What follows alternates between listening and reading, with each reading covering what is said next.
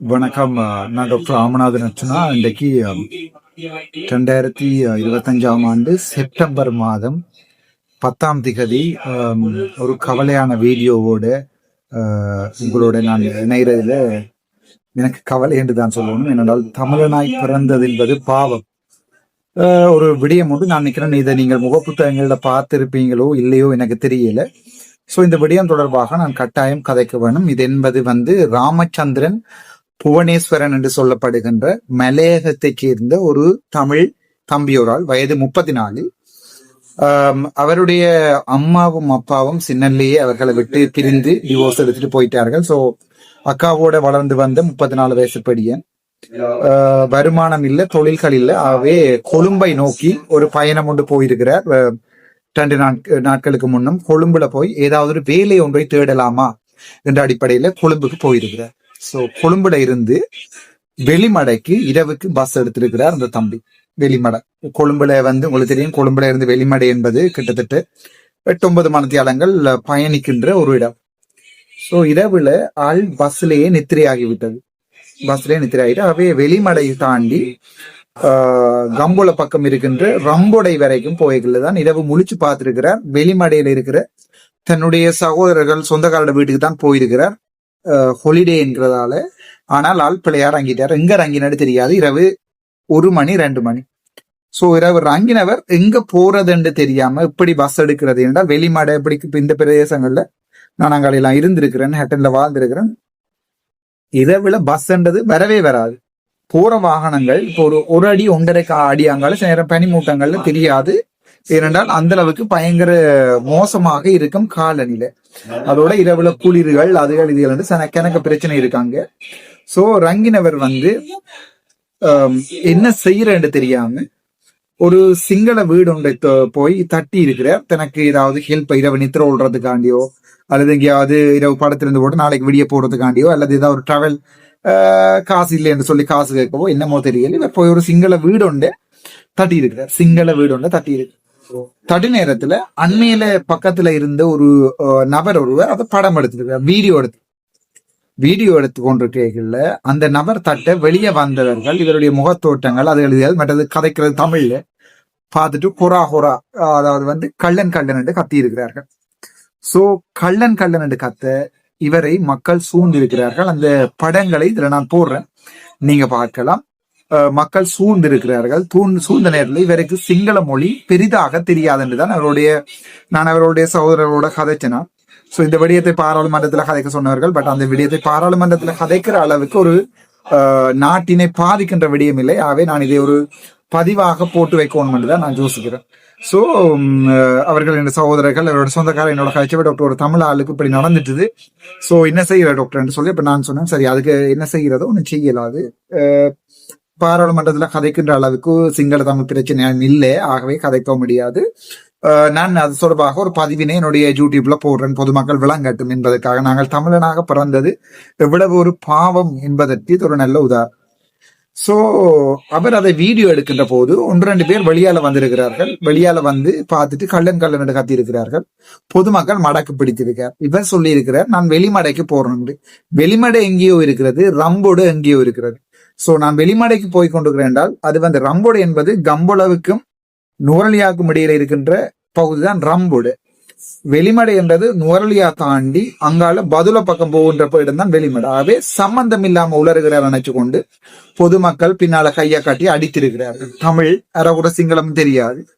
So அதை video எடுத்து யூடியூப்லையும் அதே நேரத்துல பேஸ்புக்லையும் கனவேர் பதிவேற்றி இருக்கிறார்கள். அதான் இந்த போன் இந்த யூடியூப்பால வர பிரச்சனை பதிவேற்றி இருக்கிறார்கள்.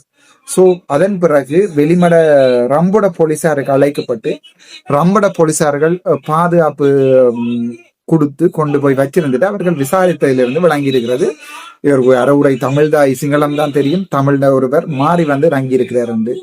சோ அடுத்த நாள் இவரை விடுவித்திருக்கிறார்கள்.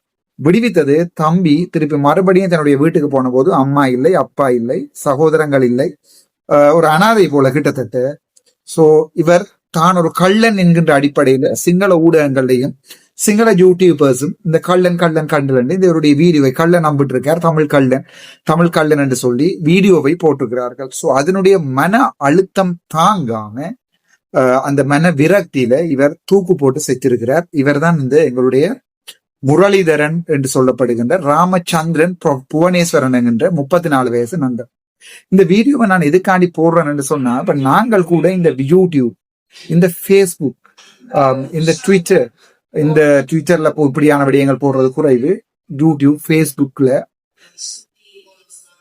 சில கருத்துக்களை நாங்கள் என்ன செய்யறோம் என்று சொன்னால், விஷயம் விளங்காம கதைக்கிறோம்.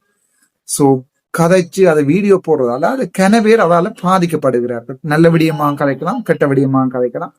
சோ கனவேர் அந்த விடயத்துல பாதிக்கப்படுகிறார்கள். அதை நாங்கள் விளங்கி கொள்ளாம இந்த சமூக ஊடகங்களை படுமோசமாக பாதிக்கிறோம். இந்த சமூக ஊடகங்களோட பாதிப்பு எப்படி என்றால், ஒரு நல்லவரை கெட்டவரா காட்டுறதுக்கும் இந்த சமூக ஊடகம் பாதிக்கப்படலாம். சிம்பிளாக கெட்டவர் ஒருவரை நல்லவரா காட்டுறதுக்கும் சமூக ஊடகம் பாதிக்கப்படலாம். இதுக்கு நல்ல உதாரணம் ஒன்று சொல்லுறேன். இந்த சமூக ஊடகத்தின் பாதிப்பு இந்த ஜெனரேஷன்ஸ், நாங்கள் எங்களுடைய ஜெனரேஷன் 1980க்கு முதல் பிறந்தவர்கள் பேபி பூமர்ஸ் என்கிற ஜெனரேஷன். 80ல இருந்து 2000 ஆண்டு வரைக்கும் நாங்கள் 90s கிட்ஸ். அது ஜென் நினைக்கிறேன், ஜெனரேஷன் ஜென். 2000ல இருந்து 2010 வரைக்கும் ஜெனரேஷன் சி. இந்த ஜெனரேஷன் சி என்று சொல்லப்படுகின்ற அந்த 2000ஆம் ஆண்டு பிறந்தவர்கள் இந்த சமூக ஊடகங்களுக்கும் இந்த பேஸ்புக், வாட்ஸ்அப்புகளுக்கும் மிகவும் மோசமாக அடிமையாக இருக்கிறார்கள். சோ அதுக்குரிய நல்ல உதாரணம் தான் இப்ப பாத்தீங்கன்னா நேபாள் நாட்டின் பாராளுமன்றம் எரிக்கப்பட்டிருக்கிறது. அந்த விடயம் தொடர்பாக நான் ஆறுதலாக தெளிவான வீடியோ ஒன்றை போடுகிறேன். ஆனால் பாத்தீங்கன்னா தெரியும், இந்த ஜெனரேஷன் ஜி என்று சொல்லப்படுகின்றது வாட்ஸ்அப், யூடியூப், பேஸ்புக் தடை செஞ்சதற்காக நேபாள நாட்டின் முதலாவது ஜென்சி போராட்டம் நடந்தது. இந்த சமூக வலை ஊடகங்களுடைய தடை தொடர்பாக தான் அந்த போராட்டம் நடந்தது. சோ அந்த திட்டங்கள், அந்த போராட்டங்கள் அப்படியே கட்சிகளால எதிர்கட்சிகளால மாற்றப்பட்டு அதை ஊழலுக்கு எதிரான போராட்டமாக மாறி 2022ஆம் ஆண்டு எவ்வாறு கோத்தபாய ராஜபக்ச வெளியேற்ற போட்டாரோ அதே மாதிரி தான் நேபாள் நாட்டின் பாராளுமன்றம் எரிக்கப்பட்டிருக்கிறது. இலங்கைக்கு அந்த வரலாறு நடந்திருக்கிறது, நேபாளுக்கு நடந்திருக்கிறது. அதே நேரம் பார்த்தீங்கன்னு சொன்னால் பங்களாதேஷ்லையும் இது நடந்திருக்கிறது. இது எதை அடிப்படையாக சொல்லுவது என்றால், மேலைத்தேய நாடுகள் இந்த கேம்பெயின்ல இருக்கிற இந்த சமூக ஊடக வலைத்தளங்கள் ஒரு நாட்டின் அரசியலையும் ஒரு நாட்டை எவ்வாறு மாற்றுகிற என்பதற்கும் இது ஒரு நல்ல உதாரணம். ஆனா அதையும் தாண்டி இந்த சமூக ஊடக வலைத்தளங்கள் எங்களுடைய சமூகத்துல எவ்வாறு பாதிப்பு ஏற்படுறது சரியான மோசமானபடியா நல்ல உதாரணம் எங்களுடைய நாட்டுல இப்போது நடந்துகின்ற இந்த சமூக வலைத்தள போராட்டம். ஒரு காலத்துல ராமநாதன் அர்ச்சுனா யூடியூப் வச்சிருக்கிறார், ராமநாதன் அர்ச்சுனா பேஸ்புக்ல 1,04,000 ஃபாலோவர்ஸ் இருக்கிறது, இப்போ 1,09,000 ஆகியிருக்கிறது. அதுவும் கிட்டத்தட்ட ஒரு 15,000 பேரை பிளாக் பண்ணி இருக்கிறேன் நான், 15,000 கள்ள ப்ரொஃபைல்களை.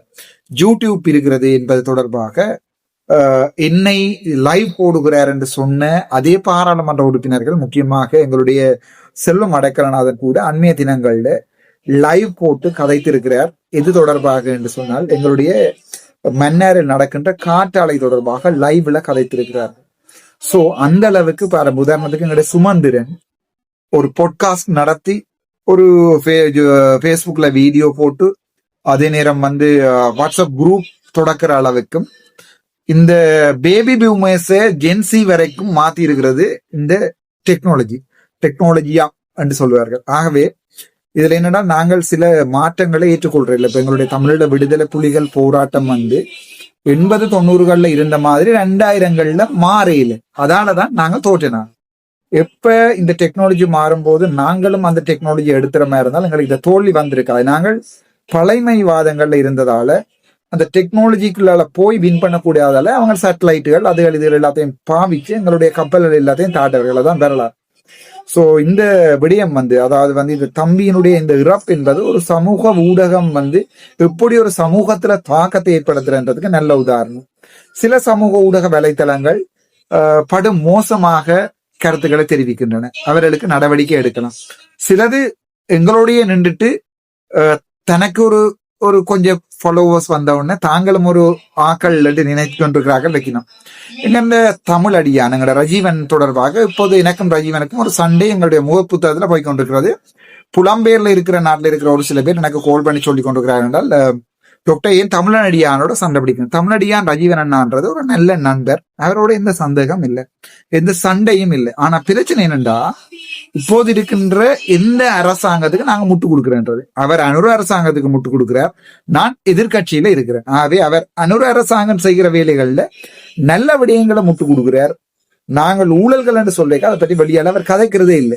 அவர் தன்னுடைய வீடியோக்களே போடுறதில்லை. ஏனென்றால் தான் முட்டு கொடுக்கின்ற அனுர அரசாங்கத்தை காப்பாற்ற வேண்டும் என்றதுக்காக அவர் இப்ப அனுராவோடு முட்டு கொடுக்கிறார், அவ்வளவுதான். மற்றபடி எனக்கும் அவருக்கும் சண்டை இல்லை.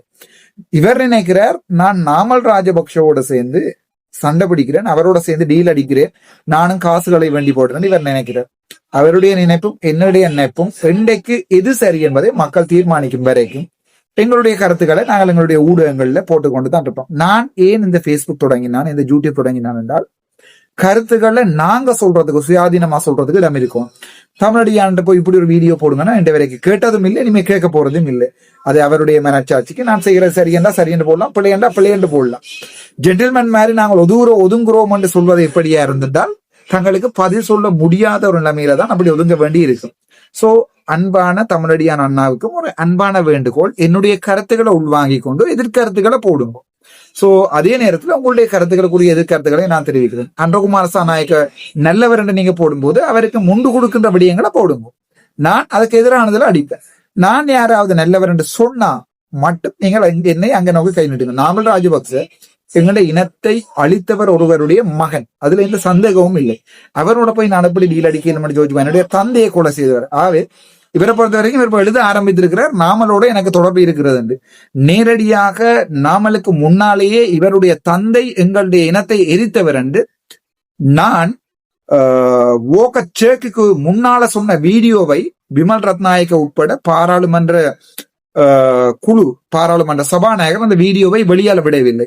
அந்த வீடியோவை பார்த்திருந்தால் தமிழடியானுக்கு அந்த சந்தேகம் வந்திருக்கிறது. ஆகவே வந்திருக்காது. அவை இந்த விடயம் தொடர்பாக நாங்கள் ஆறுதலாக தெளிவான வீடியோ ஒன்றை போடுகிறேன். அது வரைக்கும் தங்களுடைய கருத்துக்களை நியாயமாக எழுதுங்கள். அர்ச்சுனா என்ற பெயரை பாவித்து எழுதுங்கள். பூடகம் வேண்டாம், பூடகம் வேண்டாம். நான் தமிழடியான் ரஜீவனே சொல்லுகிறேன் தானே. பூடகம் வேண்டாம். வெகு விரைவில் நாங்கள் சந்திப்போம். நன்றி, வணக்கம். டாக்டர்.